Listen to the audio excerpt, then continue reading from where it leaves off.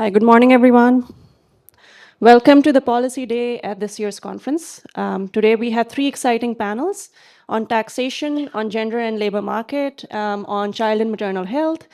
And each panel is designed to bring leading academics and policymakers to engaging meaningful discussion on ideas that matter for this region's development.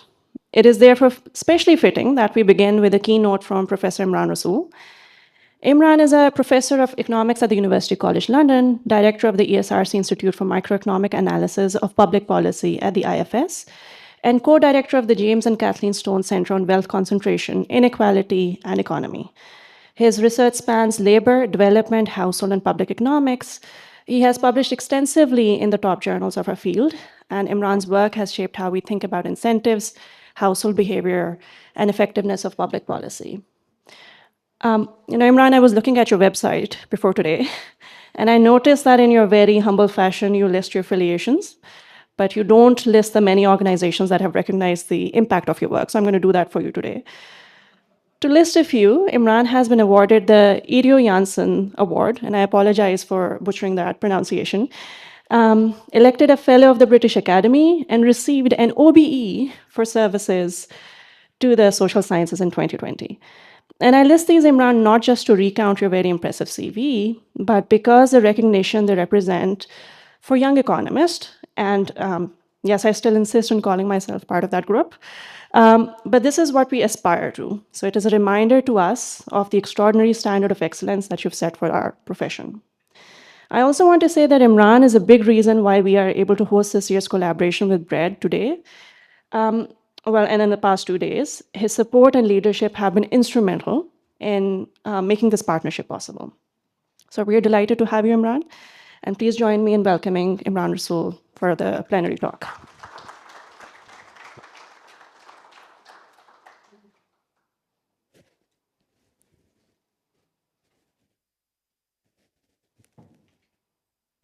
Thank you for the very kind introduction. I've been very fortunate to, in many aspects through life, but the main thing in research is that it's never an individual achievement. There's lots and lots of people and lots of mistakes that go into each piece of research, including the one I'm going to present today. So what I wanted to talk about is essentially take you back to the pandemic and try to understand what potentially some of the long-run consequences of the pandemic for lower-income countries. Our setting's going to be Uganda, but I think many of the mechanisms and many of the basic economic insights we'll highlight from this context will be widely applicable across lower as well as middle and potentially even higher income settings. So just to set the scene, the pandemic was one of the severest global economic shocks that has ever been witnessed. So work by Altig and Nick Bloom and co-authors using their macroeconomic indices of uncertainty can compare the uncertainty generated by various aggregate crises. The pandemic as orders of magnitude led to greater uncertainty than many other aggregate shocks, including the Great Financial Crisis.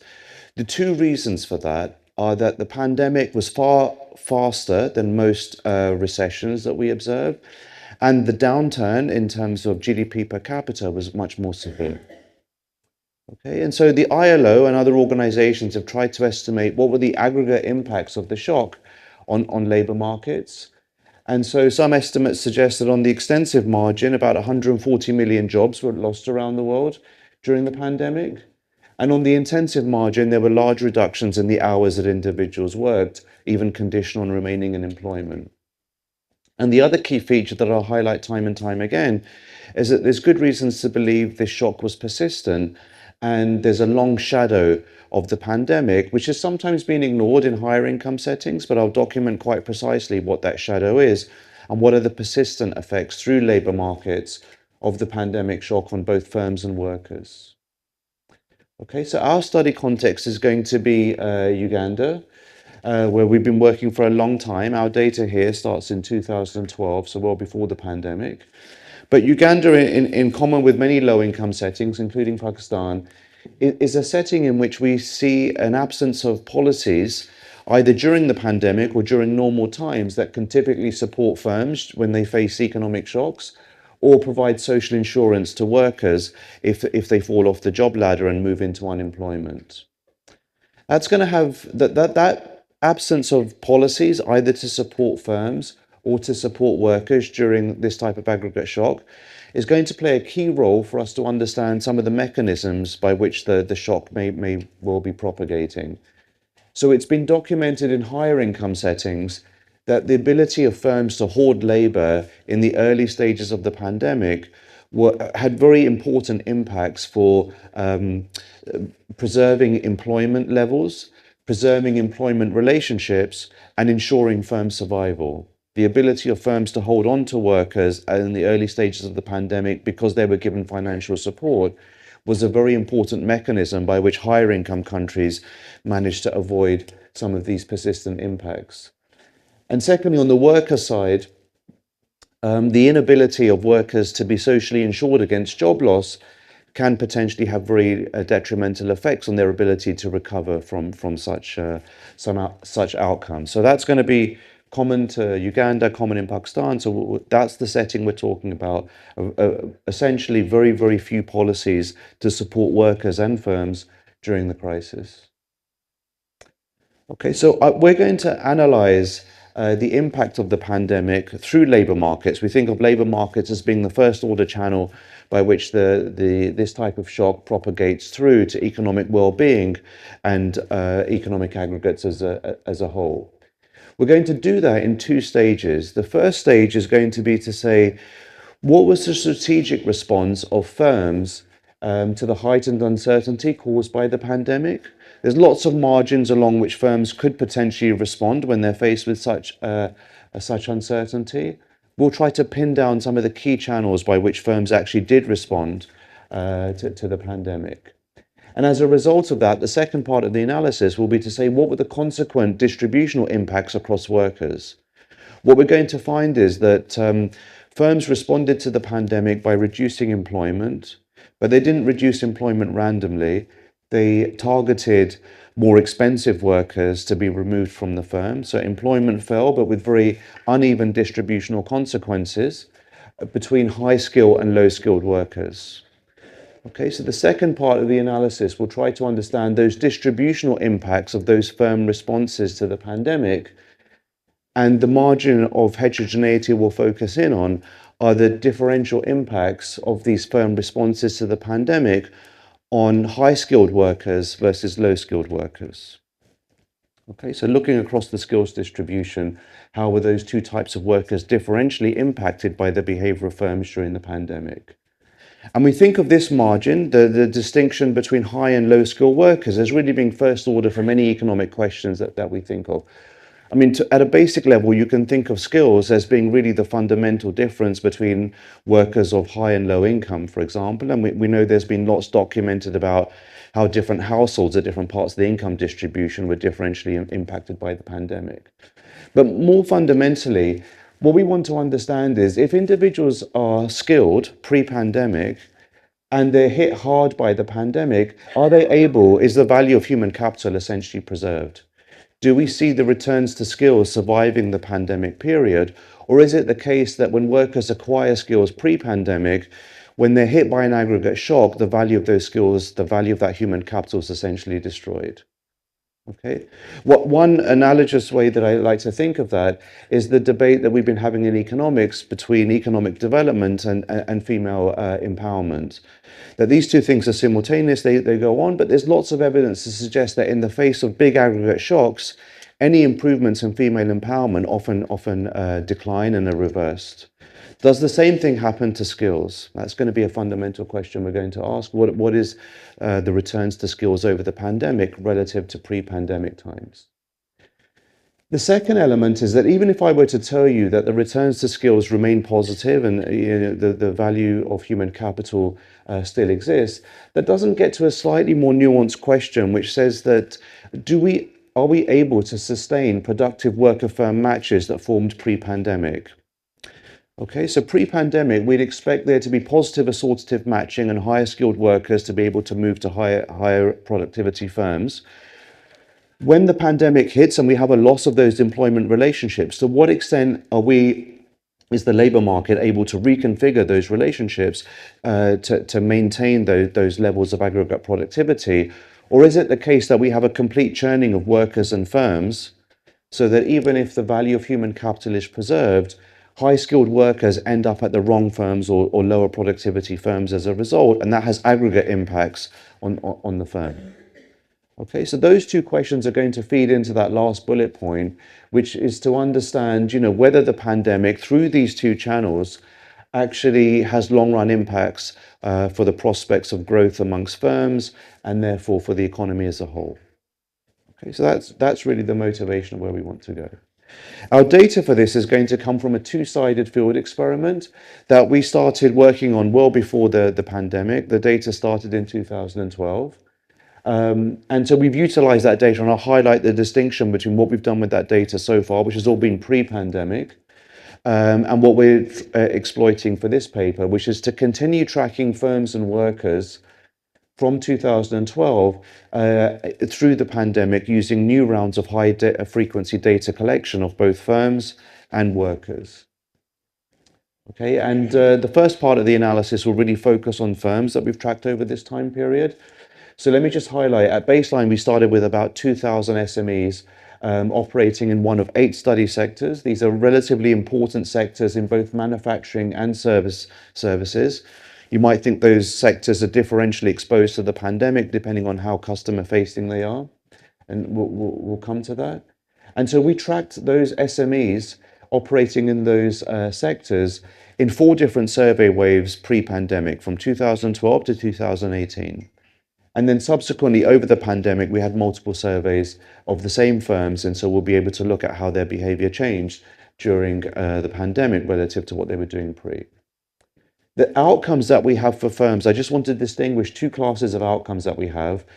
A first set of outcomes are what I refer to as firm outcomes, where we just ask the firm owner about various characteristics, inputs and outputs, revenues, networks of the firm. But over and above that, some of the data is going to come from a roster of all workers within a firm, essentially a census of workers that are working in all of these firms, and that helps set the scene about how skilled and unskilled workers are being differentially utilized by these firms pre-pandemic. Okay, so let me talk a little bit about what these firms look like. And then show you some information from the worker roster. And then we'll get into the first question, which is how did firms respond to the presence of an aggregate, fast-moving and very severe shock like the pandemic? Okay, so let me go through this table carefully. So here we have a number of different firm characteristics. I think you can just focus in on the firm size here. Okay, so at baseline, when we started interviewing these firms, on average, they had 3 employees plus 1 firm owner. So these firms are really, quite large. They're not micro enterprises. The bulk of sort of employment in Uganda is in these types of SMEs. These SMEs come from one of 8 sectors, and these were the 8 sectors in which we ultimately sort of trained workers in. That's why we're focusing on these sectors. But about 30% of all employment is in one of these study sectors. We think of these as being important sectors to try to analyze. They're going to be important for aggregate growth in this context.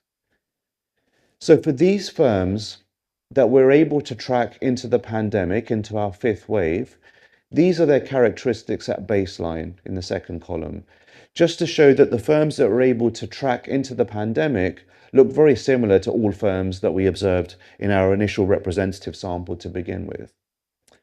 Okay, now by the time of the pandemic, just on the eve of the pandemic, for those firms that were able to track just prior to the first case of COVID in Uganda, we see that their characteristics are such that they've become much larger. Their profitability hasn't really changed, but their revenues have increased. So on the whole, these firms have doubled in size. And the reason for that is because these firms are quite positively selected. These are firms that both existed in 2012 and have continued to exist 8 years later. It's going to be a non-random sample of firms, given we know from work of David McKenzie and others, there's just a natural rate of attrition of these types of firms annually. So these are very positively selected firms that we're looking at. How positively selected are these firms? One way to try to benchmark that, and this is just very opportunistic, is that in 2017 we actually redid another census of all firms in these 8 sectors, using exactly the same sampling strategy with which we drew our original sample. So when we look at the universe of all firms in these sectors, in our census in 2017, their average employment is 4 workers. Our firms have 5 workers, 5.5 workers. So our firms lie at the 84th percentile of the distribution of that outcome amongst all firms that we observe in the census. Okay, so then you can see on other characteristics the degree to which these firms are very positively selected. Okay, so that's going to be important to bear in mind. We don't have a random sample of firms that I'm going to document how they responded to the pandemic.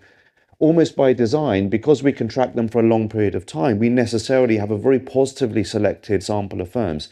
These are the most profitable, most long-standing, most productive firms.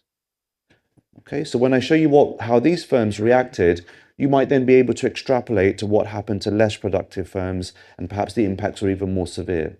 Okay, but these firms are going to be critical for how we think about aggregate economic growth developing in Uganda as a result of the shock. Okay, so I do want you to bear that in mind. Okay, so then when we move to the worker roster, this is data taken from our last survey that we ran pre-pandemic. And within each firm, we have a complete census of workers in each of those firms that survived up until that period. We then ask firm owners to characterize workers as being skilled or unskilled, and there's a variety of different ways we could have this categorization. It doesn't really matter. So these are sort of firm owner categorizations of workers into these 2 types. And here I've just shown you characteristics of employed workers who are skilled and unskilled. Remember, they're all operating in the same sectors, in the same firms. And so what we see is that skilled workers are much more likely to have received vocational training.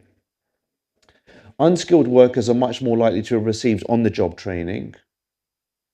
In terms of employment margins of hours and earnings, we see that skilled and unskilled workers work very similar hours per day, very similar days per week, but because the hourly earnings of skilled workers are much higher, their total earnings on a month are around about double that of unskilled workers.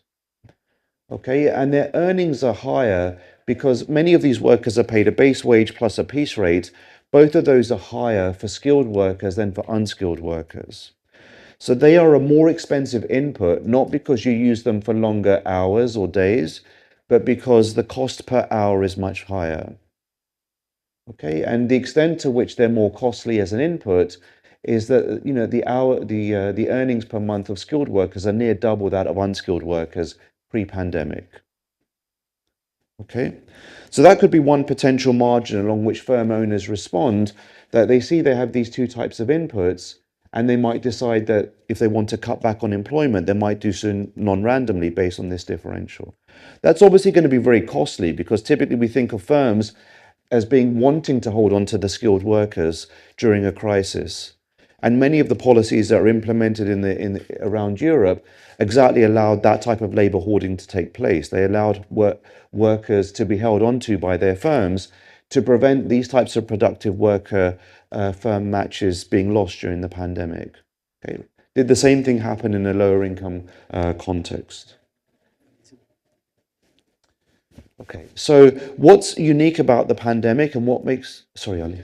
One question. I mean, in terms of skilled and unskilled workers, since these are slightly small firms, Yep. they're doing different kinds of jobs within it. Yeah, so you should think of these as almost like individuals who are self-employed within the firm. There's not too much teamwork. There's a little bit of complementarity, and across the 8 sectors that may vary. But certainly in the manufacturing sectors, you should think of these workers as essentially operating on different types of tasks. So, say in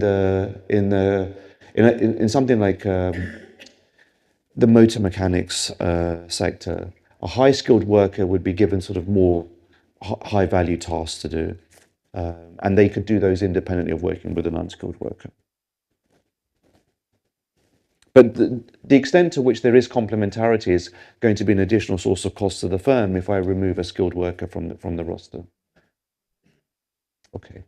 So the pandemic is unique in terms of the degree of aggregate uncertainty that firms faced.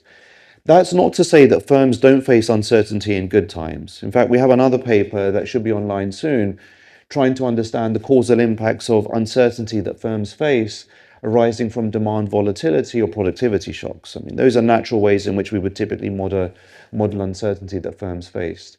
But the pandemic introduced new forms of uncertainty. And just even on existing margins, there was an unprecedented speed and severity of those changes in uncertainty, all of which combine to make it very hard for firms to predict their own survival. Okay, and so what we want to really understand in this first part of the paper is what were the coping strategies that firm used given this greater uncertainty that they faced. To give you a sense of the uncertainty, we asked firm owners various features of their beliefs during the pandemic. So, for example, we asked them, do you expect the economy to rebound within 6 months? That was asked in our first survey wave, just in the first year of the pandemic, and we also asked that again to firm owners later in the pandemic. You know, in both periods, about 40 to 50% of firm owners thought the economy was unlikely to rebound. They really didn't think that this was going to be a very rapid recovery. And then we asked them, if there were to be another lockdown, do you expect to be able to reopen after? About 30% of them thought they were unlikely to reopen in 2020. Those expectations slightly improved in 2021. I'll show you the reality just on the next slide. But essentially, firm owners were incredibly pessimistic during the pandemic. To get a sense of the extent of the shock that firms faced, we can compare the number of customers per week that these firms had in the last wave just before the pandemic to during the pandemic. So customer demand essentially falls by 50% in each of these firms. Okay, so they face a big reduction in aggregate demand. That's much more volatile in terms of fluctuations in aggregate demand that these firms face than in normal times just during the business cycle. So their demand falls by about half, and that doesn't really change over the pandemic. When we ask about revenues per customer remain relatively more stable, and in fact, there is even some recovery. That's important because what we want to argue here is that the composition of demand is relatively unchanged.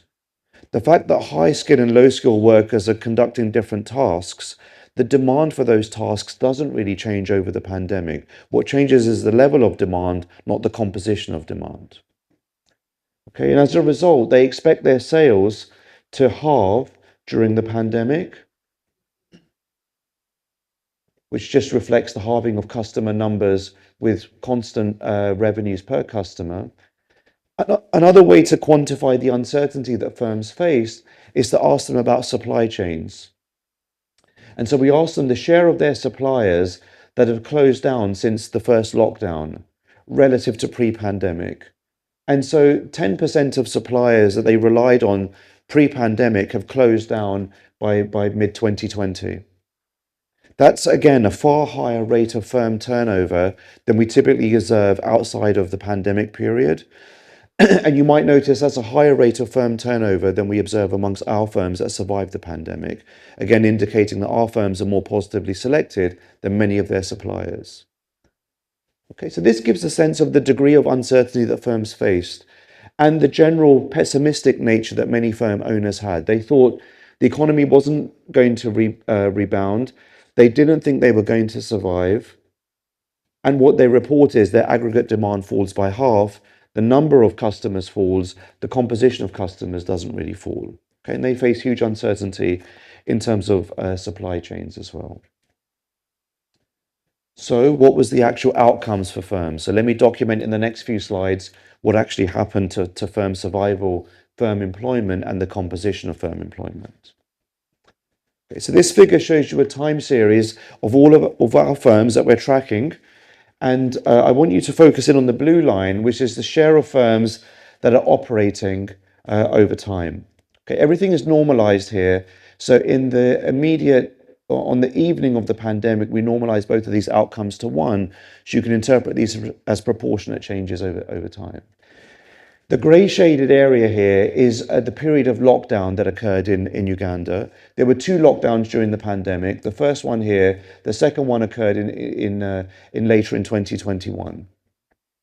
Okay, so what we observe is that during the first lockdown, about 60% of firms shut down. Okay, only 40% of firms remained operating. But as soon as the lockdown ended, there was a fairly rapid recovery of firms in terms of their operation. And in the long run, by the middle of 2021, we observe about 93% of firms remaining in operation. Okay, on the one hand, that's good news. Most of these firms were able to bounce back, they were able to survive despite the firm owners' initial predictions. But that's also slightly disturbing in the sense that I've shown you that these are highly selected firms. These are really at the right tail of the firm productivity distribution. And even amongst those very productive firms, 7% of them were unable to survive the pandemic. That's going to be one source of the long shadow of the pandemic that occurred, that we're losing these firms from the top tail of the firm productivity distribution. The red dashed figure then shows you the number of employees. It shows you labor demand in these firms. Okay, so again, I've normalized that to 1 in February 2020, just on the eve of the pandemic. So labor demand falls by about 50% in 2 months. We've never observed that ever occur in any other kind of recession. But there was a recovery, but not to the same extent as firm openings. In fact, what we see is a trend towards labor demand being around about 70% of what it was pre-pandemic. These firms have shrunk in size. Although they've remained operating, labor demand as a whole has fallen to about 70% of what it was pre-pandemic. Okay, that's a big change in the size of these firms. The next question I want to ask is, was this random? Did they just fire workers at random? Or is there a change in the composition of workers that firms are demanding? Sorry. Clarification question. So if I understand correctly, these firms were across the services and manufacturing sector, right? And so do we have any idea of whether this was driven by, services sector firms or manufacturing sector? Yeah. Because there was a differential impact for sure. The short answer is no. We find very similar impacts across both service and manufacturing sectors. There are some slight variations. So if you take the 2 extremes, hairdressing was the sector that was most impacted. That's very customer facing. Construction was the sector that was least impacted because there you're working outdoors, you don't need to meet with the customers. But those are 2 extremes, but on the whole, that's not a large margin for some of the differences here. And before anybody asks, the results that I'm going to show you don't really differ by gender. There is one result that is differential by gender that I'll highlight when I get them.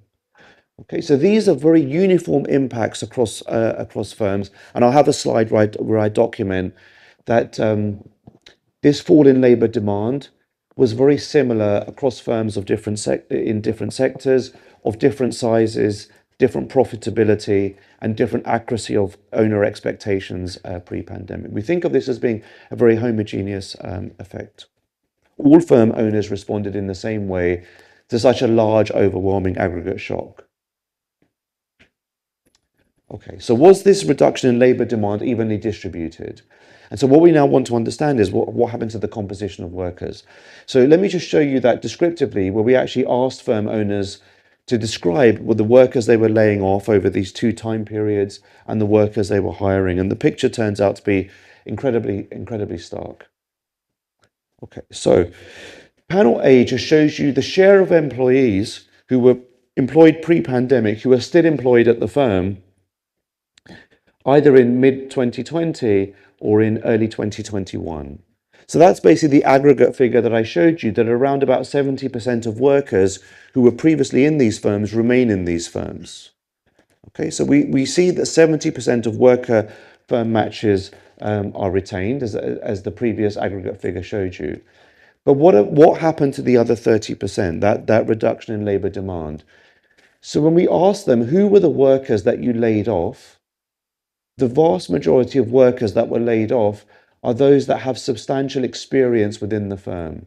Over 3/4 of workers who were laid off were the most experienced, skilled workers in these firms.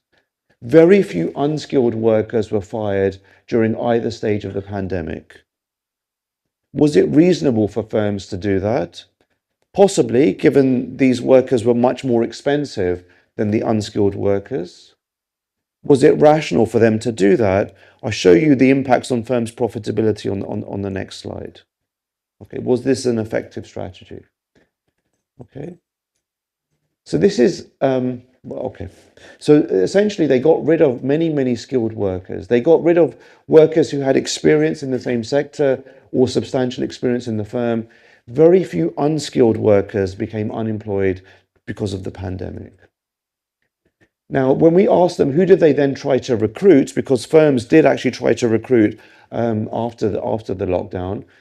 The recruitment was targeted. They did try to recruit workers with experience in the same sector, a little bit of trying to recruit workers with experience from other sectors, but they also tried to replace many of these skilled workers with unskilled workers. Okay, so we see quite a stark change in the composition of workers. These 70% of workers who remained within the firm are not representative of the workers who were there before. They're much more skewed to being unskilled workers. It was the skilled workers who were hit hardest by the shock. They were more exposed to the shock, partly because they're a more expensive input and firms find it difficult to adjust on other margins. Okay, the way to validate that is to just check the earnings of workers who were either hired or fired. And we see the average earnings of workers that were laid off are, about considerably higher than the average earnings of workers who remained within the firm or hired into the firm. Sorry, Christina. Do you have the same measures for pre-pandemic? I'm curious if this is generally a strategy that firms typically try to get rid of the most expensive, maybe workers that have their salaries are too high and they're no longer kind of productive, and bring in unskilled. Like, do you have any of these benchmarks from pre-pandemic? We do, but we don't observe. From 2012 to 2018, Uganda's economy is growing at quite a rapid rate. So we don't observe either the economy or sectors facing a negative shock, by which we can compare their strategies in normal downturns to the pandemic. So just the normal rate of churn doesn't look anything like this, but I can't say that that's a like-for-like comparison there. What we can show is whether this was actually effective for firms to do. Okay, so one consequence of this is that if you track the workers in the worker roster and say what were the earnings of workers conditional on those workers remaining employed within the firm, those earnings fall by about 30%. Okay, and that's just one metric by which you can capture that the composition of workers is changing, that we know that employment levels are falling by about 30%. The total wage bill of firms is also being reduced in a corresponding way because of the change in composition of workers. Okay, so we're going to refer to that kind of strategic response to this aggregate uncertainty as essentially firms using a first in, first out strategy. The first workers that firms hired, the most experienced workers, the most skilled workers who have the longest tenure within these firms, are the first ones that they got rid of. Why did they get rid of them? Because they're a much more expensive input than getting rid of unskilled workers. Okay, that is completely the opposite to what's been documented in the labour literature of how firms in higher income settings respond to downturns. In fact, the typical scenario that we use in labour is to refer to a LIFO strategy, last in, first out. Okay, what we're documenting here is that in the context of the pandemic, in the absence of any support for firms, and in the presence of a very fast-moving and very deep aggregate shock, the way that firms responded was the opposite, to get rid of the most productive workers. Torsten. something that we find in a paper, when we look at the impact of conflict on firms at the global level using mostly developing countries. So what we find there is that firms, the firms that survive these large shocks tend to substitute permanent workers who tend to be the highly skilled with temporary workers. And so they really try to reduce their labor costs significantly. So this is not very dissimilar, probably has to do with the size or the depth of the shock. I think it's very similar. We weren't aware of that literature, so that's really nice that we have evidence that in other aggregate shocks, firm might respond in the same way. We should definitely look at that literature. It has very much the same characteristics of a lack of firm support, huge increases uncertainty. So that's very nice to have that. Yeah, I was wondering, how should I think about the relationship between the firm owner and those workers? Like, my expectation would be some of them might be family members. Are those more the less skilled ones that they're giving a job to give them some kind of insurance? What's the setting? So let me come to that, because we can then trace what happens to workers over time. It's the second part of the paper. So when the skilled workers get fired, one question is, do they get immediately rehired in better times? And so I'll be able to document that's not the case. In other work in this setting, we don't find much evidence for that type of family labor exchange that's been documented in other sectors, in other contexts. We don't find much evidence of that in these sectors. Was there another question? Can you hear me? Okay. I wanted to ask you, in Pakistan, when COVID hit us, because I come from a manufacturing concern, so our strategy was to look at the total labor cost, like your paper also talks about. But because our headcount was primarily more for the unskilled labor, and the total cost for the unskilled labor versus the skilled labor force, in terms of the numbers, it made more sense for us to do some kind of right sizing or whatever you want to call it, for discussion purposes, to look at a lot of the number of unskilled workers and kind of lay them off, or also look at what they can be rearranged. So in terms of your paper and what you found in Uganda, I don't know, because for us in Pakistan, the textile sector is roughly contributes to 8.5% of our GDP. So if Uganda is also a very manufacturing based country, did the same happen there? Because in your previous style, I just saw that it was a skilled versus unskilled. So can you talk a bit about that? Yeah, so remember that stems from the fact that these are highly positively selected firms who've been in existence for at least 8 years pre-pandemic. So as a result, their skills composition of workers, most of their workers tend to be skilled. Okay, so that's why the balance is such that it's different from the scenario you just described, where maybe the median worker is unskilled. In these firms, which are still relatively small on a global scale, 3 out of 4 workers are going to be skilled. That's going to be the more expensive input. So they're the workers who bear the brunt of this shock. Okay, so we document in the paper other margins by which firms could have responded, but don't find much evidence that they changed the number of hours that workers were required to work, and that's in line with aggregate demand falling, but the composition of demand not really falling.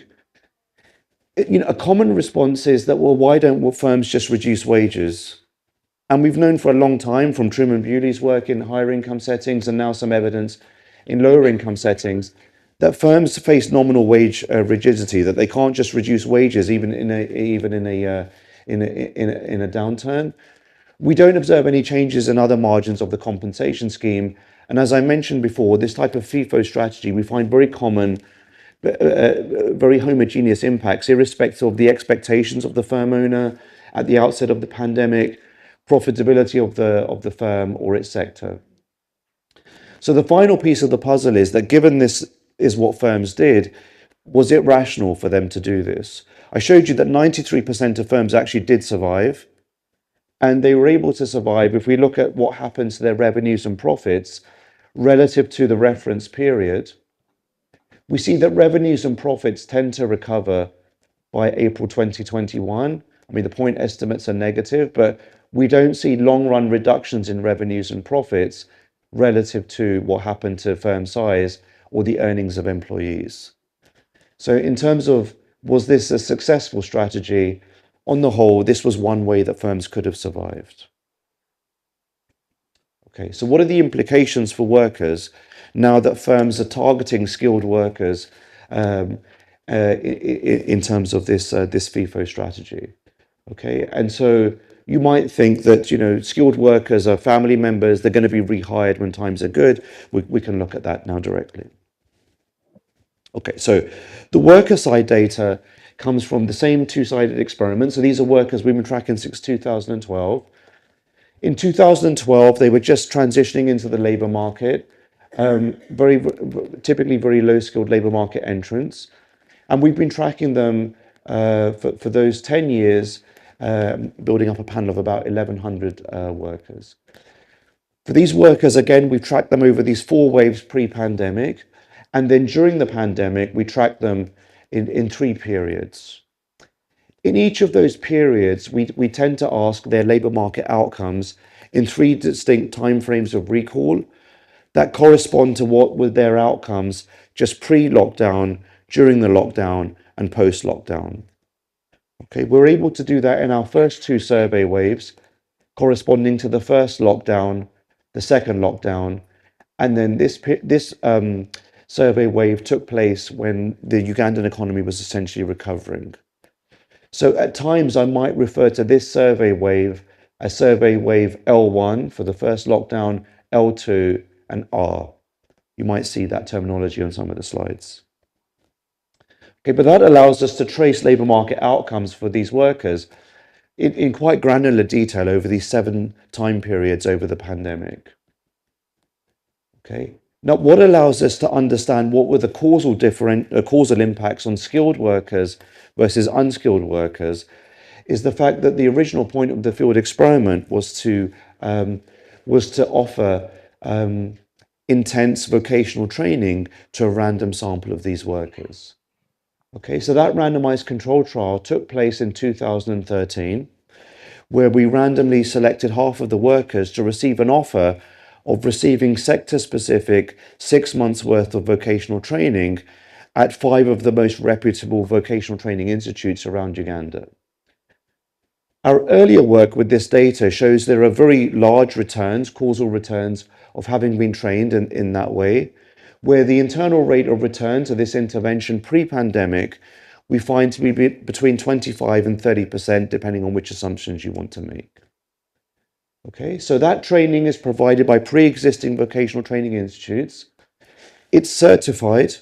So when you graduate from the institute, you have a piece of paper that says you have those skills. That's very important because that's a way for you to signal your skills to potential employers and to move up the job ladder as a result, as we document in our earlier work. And the cost of that training is about $470 per trainee. At baseline, trainees' average earnings were about $5 per month. This is not the kind of human capital investment that individuals can themselves typically invest in. We don't observe our control group over the pre-pandemic period investing in this kind of vocational training. What I'm going to focus in on today is the causal impacts of training over the pandemic. So throughout, we're going to compare compliers, those workers who were offered training in 2013 and took up the training and completed the training. That corresponds to about 65 to 70% of all workers. And we're going to compare them to appropriately reweighted controls who are individuals we predict would have taken up the training had it been offered to them in 2013. Okay, so that's going to be the experimental comparison throughout. And I'm going to frame those results using the following terminology. I'm going to think about whether skilled workers or trained workers were initially more exposed to the shock in a way that I've kind of documented using the FIFO strategies, that skilled workers are more likely to be hit hard early in the pandemic. So we want to make a distinction to the exposure of workers to shocks, vis-a-vis the dynamic impacts. What was their resilience at later stages of the pandemic? Okay, so I'll make that clear distinction.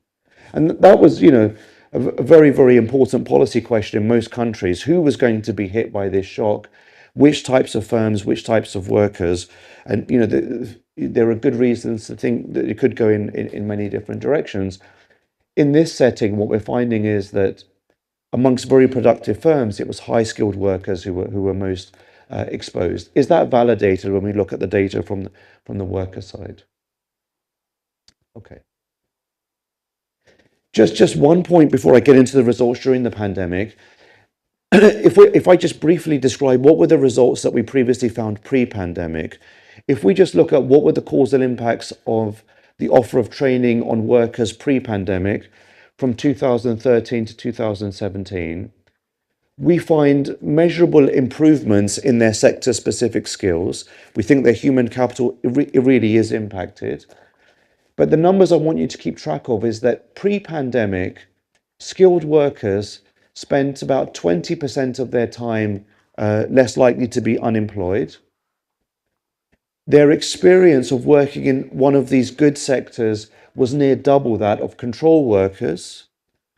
And as a result, they've earned about 50% cumulatively more earnings than control workers before the pandemic.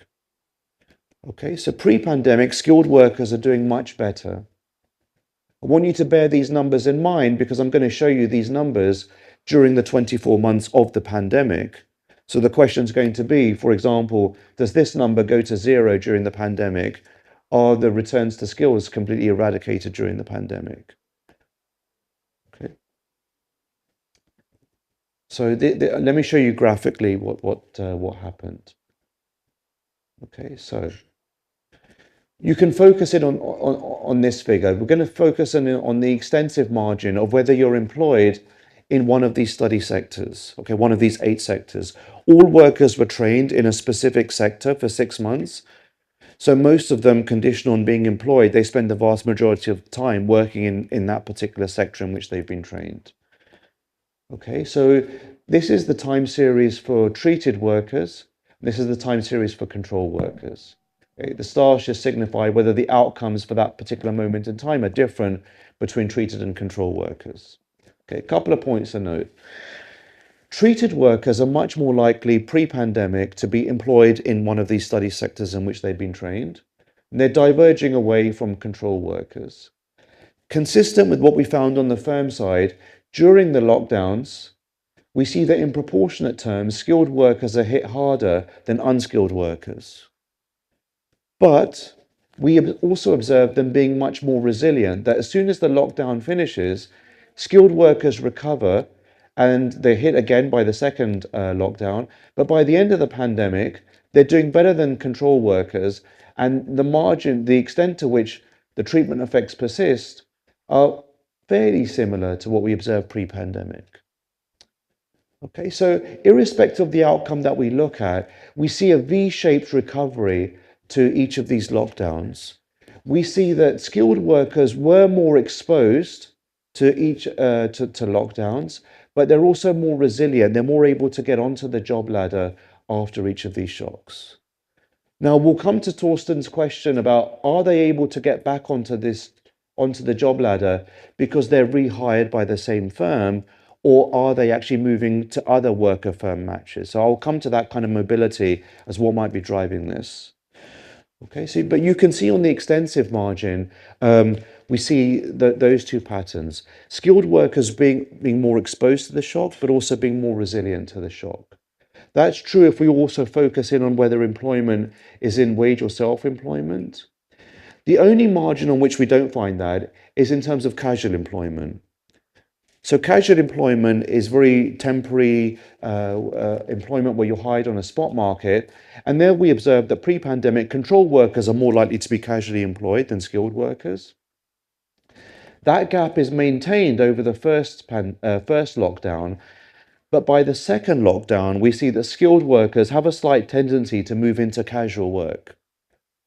Okay, that's very similar to what's been documented in the US, where in the face of mass job loss, what you observe is high-skilled workers moving into low-skilled jobs in order to remain employed.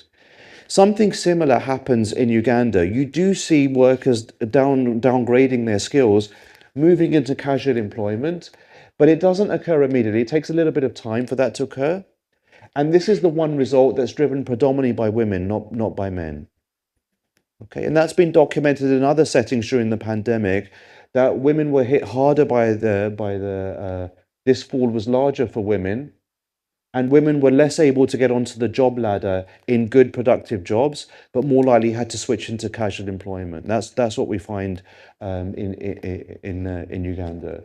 But in that sense, the informal sector does act as a buffer to the shock, as has been documented in the face of other aggregate shocks, such as trade shocks, where lots of workers who are displaced from more productive sectors are actually absorbed by these informal sectors.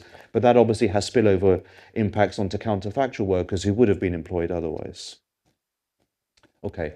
In terms of the earnings margins, you see that the earnings margins follow very similar results in terms of a V-shaped impact on earnings of workers, resilience to each of these shocks, and recovery for skilled workers, reopening gaps in earnings between themselves and unskilled workers by the end of the pandemic.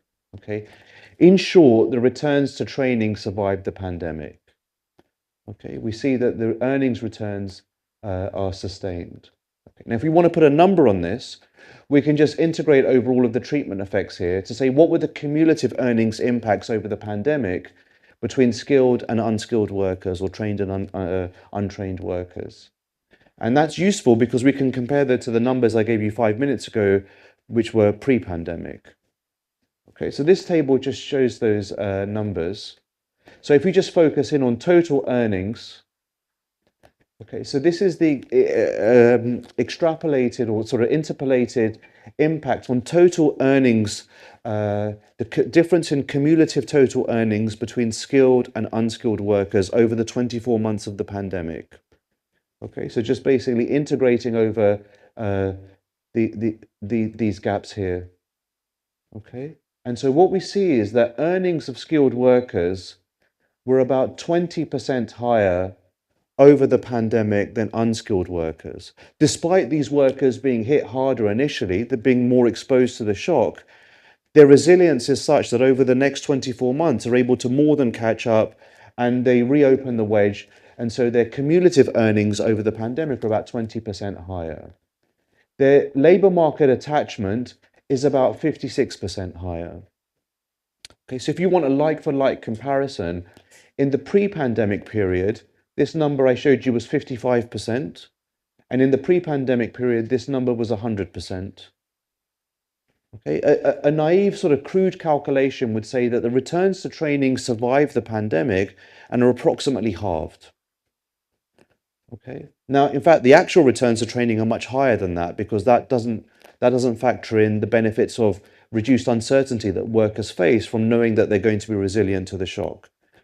But that's the extent to which workers are able to recover from the shock, even in the absence of any kind of form of social insurance targeted towards workers. I've 10 minutes left for it. 7 minutes, okay. Okay, so these FIFO strategies, they help firms to survive. They were the one margin along which firms could survive. Get rid of the more expensive input. They weren't able to adjust on other margins. That was rational in the sense that firms were able to survive. They were able to return to profitability. That seemed to be bad news for skilled workers, but actually what we're showing is that that didn't turn out to be so bad for trained workers, because trained workers are able to remain resilient to the shock. They were able to get back onto the job ladder through a variety of mechanisms that I'll come to, and actually reopen some of these gaps. Okay. However, that leaves open the second question that I kind of started with on my first slide, which is what's happening to productive worker-firm matches? Okay. So there are two views on this. One is that the shock might be severe but very brief. And I think that's the conventional wisdom in the US and the UK, that in a sense the pandemic doesn't have any long-lasting impacts, at least in terms of labour markets, versus the view that the pandemic caused more persistent losses. Okay. What we're going to find is much more striking evidence for the second conjecture, and I'll show you that in two ways. Okay, I've kind of shown you that already, but I'll come back to that. So what we can do is compare the actual outcomes to pre-pandemic projections. We know how these workers were improving their labour market outcomes from 2012 to the eve of the pandemic. So one exercise we do is to say, let's imagine the counterfactual is that there was no pandemic, and now compare the projections that we make absent the pandemic to what we actually observe. Okay, and the second one will be to drill down into job mobility to get into Torsten's question. Okay, and so here you see the projections, and I think these are kind of nice. So focusing on the bottom one, which is earnings, the top one is employment. So earnings, so this is what we projected. This is pre-pandemic. The actual, what the data shows was happening between trained workers and untrained workers pre-pandemic. They were diverging away. That's the 55% increase in earnings that we observe. If we just use the power function, we can project out to what we think would have happened absent the pandemic for both of these groups. And this just shows you what actually happened using our pandemic data. So there we see very persistent losses, both in terms of employment and in terms of earnings. How far below the trend are these workers? We estimate that their earnings for skilled workers, for trained workers, are 34% below what we would have predicted absent the pandemic, and they're 45% below the trend for the unskilled workers absent the pandemic. Okay, so we find these are persistent job losses, persistent impacts of the pandemic. It's not that we find a quick recovery, and there's no evidence that the recovery is going to be very quick on the employment margin. Okay, given these workers are typically paid piece rates, the fall in earnings corresponds to, it maps quite closely to a fall in productivity. So we think the productivity of these worker firm matches has gone down. Those then aggregate up to productive losses to the economy as a whole. Okay, it's not that the economy just shut down and froze during the pandemic and quickly went back to where it was. These are persistent impacts. Okay, that's over and above the persistent impacts of the loss of the 7% most productive firms that I showed you right at the start. Okay, the second way to look at this is to look at worker mobility during the pandemic. Okay, so here what we do is we do the following thought experiment. Take a worker who's wage employed just before the first lockdown and they're wage employed just after the first lockdown. Okay, and we ask, are they employed in the same firm? Okay, did they just return to the same firm? Is the same match just reconfigured after the lockdown? Perhaps because they're related to the owner. Or we ask, do they actually move to a different firm but in the same sector, or do they transition across different sectors altogether? Okay, and so here what we see is we can do that both for the first lockdown and the second lockdown, all of the actions around the worker mobility during the first lockdown. The reason why skilled workers are resilient is not because they go back to the same firm. Relative to untrained, unskilled workers, they're 18 percentage points less likely to be rehired by the same firm. What's happening to the skilled workers is they're able to remain resilient because they're able to switch to different firms in the same sector. Okay, they have all of this sector-specific labor market experience, so it's very costly for them to switch sectors. Very few workers actually manage to switch sector. You don't go from being a plumber to a welder overnight. But what you can do is move from one plumbing firm to another plumbing firm. The resilience of skilled workers is not because of them going back to maintain the same worker firm matches. What drives this mobility? Two factors. The first factor is that these skills are certified. They have a piece of paper that's saying that I'm a skilled plumber. They can show that to new employers. That allows skilled workers to be more mobile. Excuse me. The second reason that we document in the paper is because these workers have accumulated much more sector-specific experience pre-pandemic, that enables them to switch sectors, switch firms within the same sector during this period of crisis. Okay, so that's the first impact in terms of long-term losses, because these worker firm matches are not being sustained. The most skilled workers are switching to different firms within the same sector. We can also do the same thought experiment, by saying, let's take a worker who was wage employed before the first lockdown. Do they then transition into self-employment? Do they transition into casual work, or do they transition into unemployment immediately after that lockdown? We can do that for the first lockdown or the second lockdown. And so this is just to validate what I showed you in a figure before, that the resilience of skilled workers is not because they switch into self-employment. We do observe skilled workers being more likely to switch into casual work later in the pandemic. And this effect is largely driven by women being unable to get back onto the job ladder in more formal firms. Okay, so we do see that kind of skills downgrading of workers who've accumulated a lot of sector-specific experience having to move into casual work later in the pandemic, as has been documented in response to job losses in the US and other higher income settings. This is the second sort of aggregate loss to the economy, that we don't really want skilled workers to be doing casual work. Relative to pre-pandemic, that constitutes another productivity loss to these individuals and to society as a whole. Okay, the last part of the paper then looks at some of these mechanisms in a little bit more detail. How much time do I have for? 3 minutes. And so we just say, look, skilled workers are different than unskilled workers pre-pandemic because they have more experience. They've acquired differential search capital. They also have more savings. So there's lots of reasons why skilled workers may have been resilient over and above the fact that their skills are certified.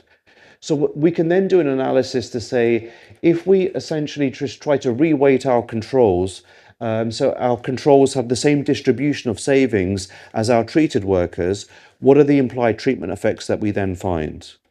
Okay, so if we make control workers, if we reweight control workers to look the same as treated workers, even though in actuality they're not, what are the implied treatment effects? And so these are our baseline treatment effects. I showed you that their attachment to these good sectors for skilled workers over the pandemic is 56% higher than for unskilled workers, and their earnings were about 24% higher. When we reweight to allow our control workers to have the same labor market experience pre-pandemic as the actual trained workers, we see that that explains about half to 2/3 of these gaps. That the fact that they've accumulated sector-specific experience is also very important for the resilience of skilled workers. Taking into account savings differentials does hardly anything. Okay, because another explanation for why skilled workers may have been resilient is because they have more savings. We know there's an interaction between savings and job market search. Maybe that's a channel by which they were more resilient. That turns out not to be the case at all. Okay. If savings don't make any difference here, in fact, we don't find any difference in job search behaviors of skilled and unskilled workers during the pandemic. Why is that? Because the pandemic was very fast moving. There's not much scope for you to use different search strategies in order to survive the pandemic. Okay, so let me just conclude. So what have we learned? The critical response of these very high productivity firms in order to survive the pandemic was to use something that we've observed maybe in the conflict literature, but not outside of those types of shocks, which is to use something like a first in, first out strategy to get rid of their most productive inputs, which happens to be the most experienced, the most skilled workers. Okay, so in that sense, skilled workers were more exposed to the pandemic. But at the same time, we find the returns to training, although they're approximately half, they do still survive the pandemic. We don't see the complete loss of this form of human capital during the pandemic. The reason for that is that skilled workers remain resilient to that, both because their skills are certified, and that allows them to switch from one employer within the same sector to another one during this time of crisis. And also, as we document in the last part of the paper, they've accumulated more sector-specific human capital, and that's the key mechanism that allows them to remain resilient to the shock. Okay, we think our results are externally valid in the sense that lower income countries are susceptible to many types of shocks, including conflicts, but viral shocks are kind of unique in terms of their speed, severity, and uncertainty as measured by macroeconomic indices of uncertainty. So we think it remains very important to understand how do we build resilience to these types of shocks, especially given labor markets are the key channel by which lifetime welfare is typically determined. And these are settings in which, policy support for firms or the provision of social safety nets to workers are typically missing as well. Okay, so the implications are that the returns to training are even higher than we previously anticipated. If you evaluate the returns to training over good times and bad, the returns to training just skyrocket because not only are they sustained, they have huge insurance returns as well. So that creates a very strong case for trying to upskill workers very early in their careers. That would be preferential to what we often do in Europe, which is to wait until we have a recession and then start to train workers who've lost their jobs after a recession. That's great. That probably does them a lot of good. But what would dominate that policy would be to train workers at the point of labour market entry to the required levels. We find differential mechanisms driving the returns to skills in good times and bad. And I think the paper raises some interesting questions about if you have $1 to spend as a social planner, which policies should you invest that in? Should you provide social insurance to workers or should you target firms? And we don't push this very far in the paper, but I think the paper kind of suggests that those policies are better to target firms rather than workers. Because although skilled workers are more exposed to the shock, the fact that they're skilled does allow them to remain resilient. The key thing is to make sure that firms don't fire them in the first place and are able to receive this kind of insurance to prevent that causal chain being started in the first place. But there is a long shadow of the pandemic along two margins. One is that I showed you that 7% of these very productive firms don't survive. That's going to have long run implications that other people should study. And we show persistent effects of the pandemic. In no way do any workers return back to trend. There are long run impacts which are even larger than we think of the long run impacts to job losses is typically measured. Okay, thank you.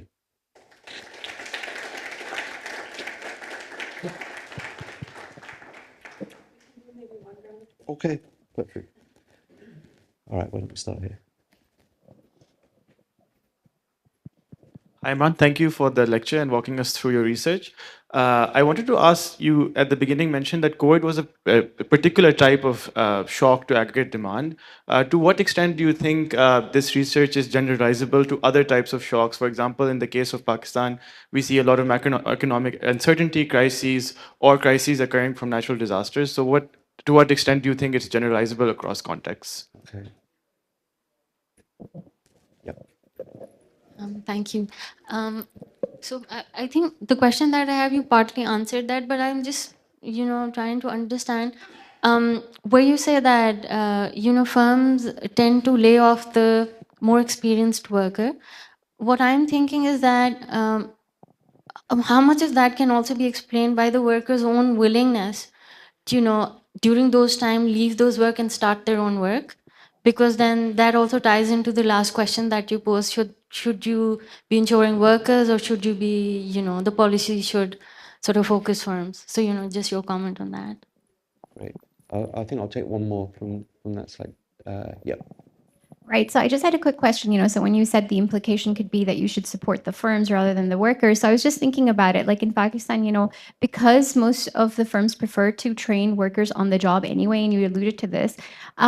So it may very well be that they get the support, but they lay off the high skilled worker because they know that the labor market is, down and they're going to find, a quick replacement. And so, really we're not solving that problem whereby we're thinking that by laying off these high skilled workers, there's going to be lower productivity and hence growth.